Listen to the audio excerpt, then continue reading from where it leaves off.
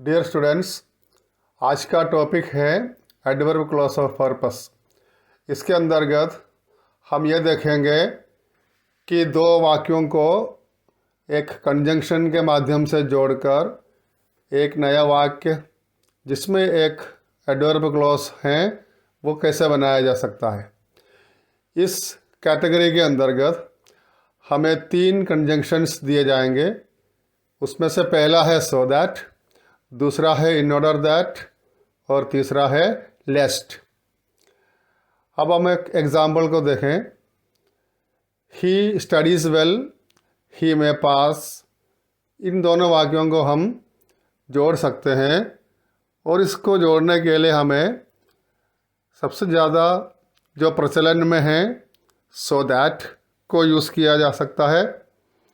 तो हम so that को यूज़ करते हैं तो हमारा आंसर होगा he studies well so that he may pass. अब इस वाक्य को आप देखें, स्टडीज़ वेल के पीछे एक पर्पस है और वो पर्पस है पास होना। इस कारण से हम इसका answer he studies well so that he may pass. इसी वाक्य को हम इन ऑर्डर दैट के माध्यम से भी कह सकते हैं। He studies well in order that he may pass. दोनों आंसर मीनिंग वाइज दोनों सेम है। एक में सो दैट यूज़ किया गया है और दूसरे में इन ऑर्डर दैट। अब आप इसमें यहाँ एक विशेष बात देखिएगा कि ये जो सो दैट है, इससे पहले भी हम एक सो दैट के बारे में अध्ययन कर चुके हैं। वो था इससे पहले वाले वीडियो में एडवर्ब क्लॉज ऑफ रिजल्ट में आने वाला सो दैट। वो सो दैट बीच में डैश को लेते हुए आते हैं, यानी सो एक तरफ लिखाता है और दैट डैश के बाद थोड़ी दूरी पर। वो सो दैट अलग है और ये सो दैट अलग है। ये वाला जो सो दैट है ये हमारे मन में कुछ कार्य करने के पीछे क्या इच्छा है, क्या पर्पस है, उसको बताने के लिए होता है। इसलिए हम इस पर ध्यान देवें। ये सो दैट अलग अलग नहीं होते हैं और ये दो वाक्यों के बीच में उपस्थित होकर के उस वाक्य को जोड़ के एक नया वाक्य बना देते हैं। एग्जाम्पल नंबर 2 देखिए। I gave him some money, मैंने उसको कुछ पैसे दिए। अब वो पैसे देने के पीछे कोई मकसद है। अब सेकेंड सेंटेंस है he might buy something to eat, वो कुछ खाने पीने के लिए कुछ खरीद सके। अब वो खरीदना, खाना खरीदना उसके पीछे का मकसद है।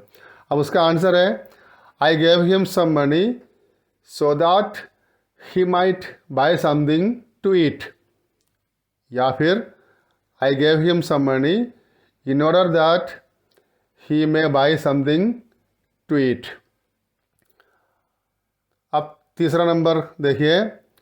तीसरा लिखा है read carefully, everybody may understand it. इसका आंसर हम बना सकते हैं read carefully so that everybody may understand it. इस प्रकार हम सो दैट का प्रयोग या इन ऑर्डर दैट का प्रयोग करते हुए इस प्रकार के वाक्यों को जोड़कर एक क्लोज में कन्वर्ट करके एक बड़ा सेंटेंस बना सकते हैं। अब हम इस श्रेणी में आने वाला तीसरा शब्द जो है उसको देखें। उसको लेस्ट कहते हैं, स्पेलिंग है LEST, लेस्ट। अब लेस्ट का मतलब सो दैट का उल्टा है, यानी लेस्ट मीन्स सो दैट और नोट। अब हम ये देखें कि लेस्ट क्यों यूज़ किया जाता है। कभी कभार हमें किसी को सचेत करना पड़ता है, किसी प्रकार की वार्निंग देनी पड़ती है जो उसकी भलाई के लिए है, तो वो उस पर्पस को दिखाने के लिए हम लेस्ट का यूज़ करते हैं। लेकिन इसमें एक देखने वाली बात यह है कि पहले हम सेंटेंस देखें फिर हम उस पर चर्चा करेंगे। पहला सेंटेंस देखिए, वॉक स्लोली, धीरे चलिए। दूसरा सेंटेंस है यू शुड फॉल डाउन, यानी उस सेंटेंस में इसका विपरीत लिखा हुआ है, वॉक स्लोली करो और तुम फॉल डाउन करो, ऐसा लिखा है। अब इसको हम जोड़ें तो जोड़ने पर यह सही हो जाएगा। इसका आंसर है walk slowly लेस्ट you should fall down. अब इसका विस्तार से आप देखिए, ब्रैकेट में मैंने लिखा है, इसका मतलब यह है walk slowly so that you may not fall down, यानी यहाँ पर फॉल डाउन नहीं होना है, इस कारण से वॉक स्लोली करना है। लेकिन सेकंड सेंटेंस में शुड का प्रयोग होगा और उसके बाद एक नेगेटिव एक्सप्रेशन लिखा हुआ मिल सकता है, और उस स्थिति को एडजस्ट करने के लिए हम दोनों वाक्यों को लिस्ट के माध्यम से जोड़ते हैं। अब आप देखिए example number 2, close the door you should get disturbed. अब इसका आंसर देखिए, close the door लेस्ट you should get disturbed. इसका मतलब है close the door so that you may not get disturb, यानी डिस्टर्ब नहीं होना है तो डोर को क्लोज करें। इस प्रकार के सेंटेंसेस में शुड का आना ज़रूरी होता है, इस कारण से आप कंफ्यूज ना हो। अब हम इस प्रकार के वाक्यों को बनाने के कुछ एक्सरसाइज देते हैं जो कि नीचे लिखा हुआ है। आप उन वाक्यों को सो दैट या लेस्ट जो भी स्थिति है उसके हिसाब से जोड़ के नए सेंटेंसेस बनाने की कोशिश करें। पहला सेंटेंस है she saves money every month she may buy some ornaments, इसको आप सो दैट से जोड़िए। दूसरा है he run fast he might catch the train.